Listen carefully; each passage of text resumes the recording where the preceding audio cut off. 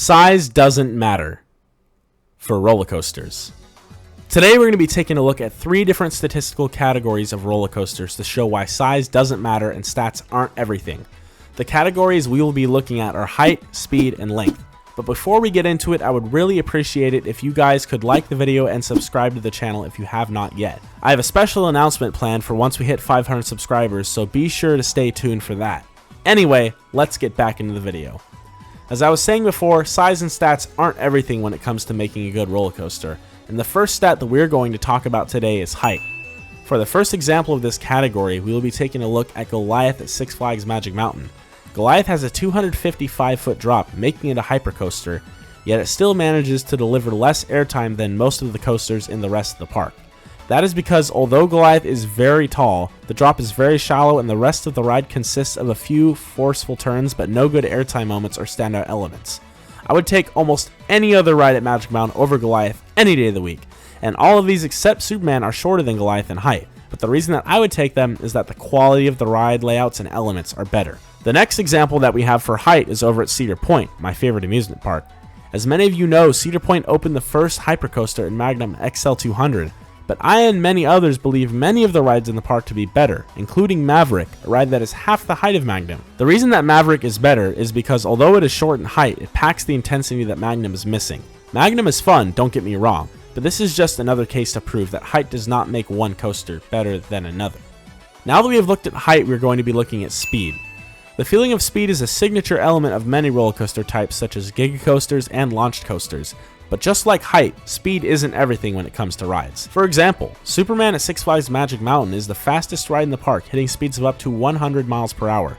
But I would easily take West Coast Racers, another launch ride that hits half the speed of Superman, over Superman any day. And the reason why is Superman's launch is very gradual and not very intense, and it is an extremely short ride consisting of the launch, ascending and descending the tower, and hitting the brakes.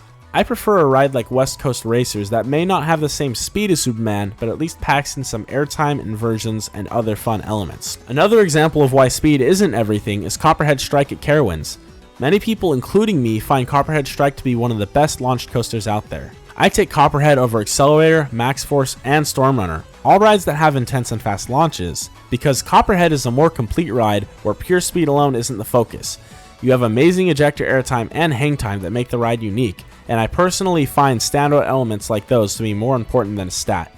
Don't get me wrong, there's nothing like the rush of going 80 miles an hour or faster, but I think many rides that don't hit those ridiculously high speeds can still be as good as or better than those that do. Now that we have touched on both height and speed, the last stat that we have to talk about is ride length. This is one stat that is very good when done right, but if rides are rough, boring, or repetitive, length can only hinder them.